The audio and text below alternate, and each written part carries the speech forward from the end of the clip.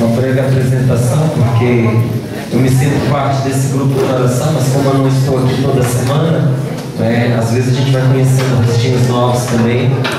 Meu nome é Márcio Mendes, eu sou membro da comunidade Canção Nova. Vim aqui nesta noite para partilhar com você, juntamente com a minha esposa, a Rosa, que está ali no cantinho. Que Deus te abençoe nesta noite de hoje. O tema que a gente tem para falar é muito interessante. Eu queria que você pegasse comigo a sua Bíblia em Mateus, no capítulo 19, versículo de 3 a 10. Mateus 19, de 3 a 10. Mateus capítulo 19, versículos de 3 a 10. Diz assim: os fariseus vieram perguntar-lhe para pô-lo à prova, perguntar a Jesus: é permitido a um homem rejeitar a sua mulher por um motivo qualquer?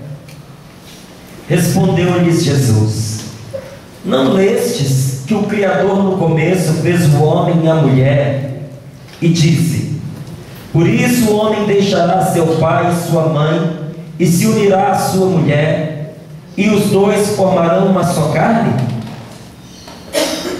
Assim já não são dois, mas uma só carne.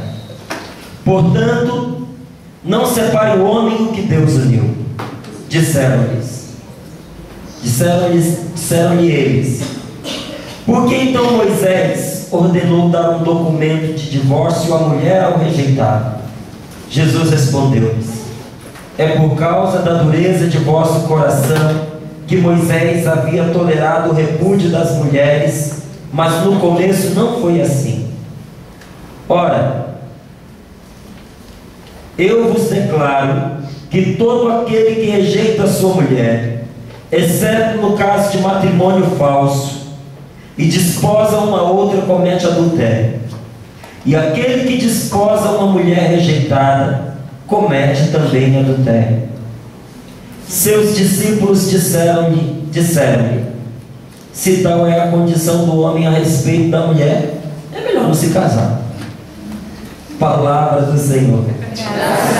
Palavra da salvação. Glória a vós, Senhor. Por isso que eu falei para você que o assunto de hoje é interessante. Olha como começa: os fariseus vieram perguntar-lhe para pô-lo à prova. Primeira coisa que é importante da gente entender nesta palavra, eu queria que você compreendesse que o que nós vamos falar aqui é do matrimônio verdadeiro, tá certo? Porque você viu mesmo Jesus dizendo, olha lá no versículo 9, olha lá comigo na sua Bíblia, versículo 9: ora, eu vos declaro que todo aquele que rejeita sua mulher, exceto no caso de matrimônio falso. Então tem um tipo de matrimônio que é falso. Então vamos primeiro falar disso aqui para você ficar um pouquinho mais a par. O que é um matrimônio falso? Quando uma pessoa entra num casamento sem ter plena consciência do que aquele casamento é, do que é o sacramento do matrimônio. Quando a pessoa entra sem liberdade, com a sua liberdade tolhida, ela é constrangida àquela união, ela não dá o consentimento, aí você tem um caso de matrimônio falso. Então vamos pegar e vamos dar alguns exemplos. Se a pessoa, por exemplo, consegue comprovar imaturidade psicológica para o vínculo matrimonial, esse casamento é nulo. Não é que o casamento foi anulado, ele nunca existiu, ele nunca aconteceu. O que é um casamento nulo? É um casamento que, apesar das pessoas terem ido à igreja, de terem chegado lá à frente, do sacerdote ter sido testemunha, de terem várias pessoas participando, de terem recebido a bênção da igreja, ele não tinha os elementos necessários para se constituir. Um exemplo de casamento que nunca aconteceu: se o homem é impotente, ele casa com aquela mulher, mas eles nunca tiveram uma relação sexual, porque ele não teve potência sexual para penetrar essa mulher. Esse casamento nunca aconteceu, porque o casamento só é consumado no ato conjugal. Se, por exemplo, eu conheci um caso assim: Às vezes a mulher ela se casa, mas ela não conhece muito bem o próprio corpo. E na primeira noite, ao tentar a relação, ela sente muitas dores. Sente muitas dores porque tem um ímã que não se rompe. E aí não vai procurar um médico, não quer fazer a cirurgia. Ao mesmo tempo não aceita que o marido a procure novamente, porque ela não quer passar por aquilo que ela passou na lua de mel, na noite de núpcias. Esse casamento não existe.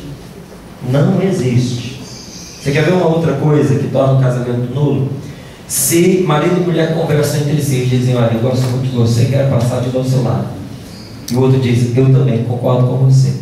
Aí um deles começa: mas eu quero você, eu não quero filhos.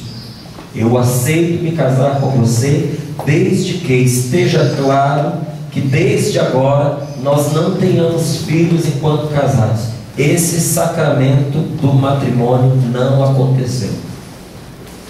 Se a pessoa chega para casar, para receber o sacramento do matrimônio com o intuito de não ter filhos, fechado a realidade da vida, esse casamento é nulo. Uma pessoa que vai se casar, se isso consegue, se for provado isso, se ela vai para receber o sacramento, mas já com ideia de separar, então ela diz: eu vou me casar, mas daqui a 3 ou 4 meses eu vou me separar dessa pessoa. Esse é um casamento falso, ele é nulo, apesar de todas as coisas que aconteceram por fora serem iguais ao casamento verdadeiro. Então você nota que essa questão do casamento é muito mais ampla do que se imagina, e que tem muitas pessoas que estão ligadas a outras num casamento que nunca existiu, num sacramento do matrimônio que nunca lhe foi conferido. E fora estes dados que eu estou lhe trazendo, tem outros de caráter psicológico. Então vou te partilhar com você uma situação que eu vi. O rapaz tinha casado na igreja, e o casamento dele foi tão conturbado porque eles tinham incompatibilidade de gênios. E isso é previsto dentro do Código de Direito Canônico. Às vezes isso acontece. Então o casamento dos dois era nulo porque havia uma incompatibilidade entre eles. Não dava para manter aquelas duas pessoas juntas. Para o tribunal eclesiástico declarar essa nulidade, porque ele não anulou, ele reconheceu que essa união nunca aconteceu. Para o tribunal eclesiástico declarar isso, teve que fazer uma entrevista com uma entrevista com outros, e ouvir, buscar todo o histórico da vida dos dois, ver o testemunho das pessoas que os acompanharam. É um processo demorado. Eles chegaram a uma conclusão de que realmente o casamento nunca tinha existido, mas por causa justamente do rapaz que tinha dado entrada no tribunal eclesiástico para ter a nulidade do seu casamento declarada, para que pudesse casar com uma outra pessoa. Ele que pediu para o casamento ser nulo, declarado nulo, ele era o problema. E o tribunal eclesiástico descobriu que não só o primeiro casamento dele era nulo, como ele jamais poderia contrair um novo vínculo, porque ele não tinha condições psicológicas para ser marido de ninguém. Então, quando a gente for dizer assim, a igreja não pensa, ela não escuta o que a gente passa, o sofrimento que a gente enfrenta. Se soubesse quem é o marido que está do meu lado, quem é a esposa que está do meu lado, essa pessoa mentiu para mim, eu casei enganado. Se você casou enganado, então é bem provável que seu casamento seja um casamento falso. Tá certo? Então, agora falamos de casamento falso só para colocar uma pulguinha atrás das orelhas, para você ver que a coisa é bem mais ampla. Agora vamos falar do casamento verdadeiro. É uma questão difícil. Por que eles foram fazer uma pergunta para Jesus sobre casamento? Jesus era casado? O que ele tinha a ver com esse assunto? É que se você quiser montar uma armadilha para alguém, comece a fazer perguntas sobre casamento, que rapidinho você vai derrubar a pessoa. Você vai colocar alguém contra ela. A qualquer hora ela vai falar uma coisa que vai deixar os outros descontentes. Então é uma delícia pregar sobre esse assunto, porque você consegue agradar gregos e troianos. Todo mundo gosta desse tipo de pregação. É um assunto delicado, é um assunto difícil, porque mexe com a sensibilidade das pessoas, mexe com a vida, mexe com a história de um e de outro. Quem quer casar, quem se casou, ou vem de dentro de uma família cujos pais têm um matrimônio complicado. Quando se fala disso, é falar de dor, é falar de sofrimento. E isso acontece na sua família, acontece na minha também. Eu e a minha esposa, nós fomos um ano retrasado para minha casa em Brasília. E chegando lá, nós estávamos num momento de partilha, num convívio gostoso, porque tinha 2 anos que eu não ia a Brasília, eu estava em férias. E numa hora lá na mesa, com os meus parentes, não é? Uma parenta minha, sem mais nem menos, porque esse não é o assunto da conversa, ela atravessa, vira para mim e diz assim: nenhum homem nesse mundo presta. Olhando para mim. E eu fiquei assim desconcertado, chateado, irritado. Mas foi uma coisa assim tão esdrúxula que eu tinha deixado passar se a minha esposa não estivesse do lado. Porque acabava, é a minha família, dizendo isso para mim na frente da minha mulher, era uma afronta para minha esposa. Falei, não, então eu tenho que puxar a briga para mim, não posso deixar minha esposa brigar por causa disso. Falei, como é que é? Você pode repetir? A pessoa levantou e disse, é isso mesmo. E eu vou ter mais para dizer, rapaz. Quem não traiu ainda vai trair. Aí eu perguntei para a pessoa, falei, de onde é que você tirou isso? Ela falou, todos os relacionamentos que eu conheço, todos os homens que passaram pela minha vida, os homens das minhas amigas, das minhas irmãs, das pessoas que eu conheço, todos eles traíram, eram sem vergonhas, cafajestes, não prestavam. Falei, então eu tenho algo para lhe dizer. Falei, e eu sei qual é o seu problema. Ela me perguntou qual é. Eu falei, você é muito mal relacionado. Você precisa abrir o seu círculo de amizades e conhecer pessoas diferentes das que você tem conhecido. Porque assim como todas as pessoas que você conhece, como você me disse, todos os homens não prestam, a maioria dos homens que eu conheço prestam, tem caráter.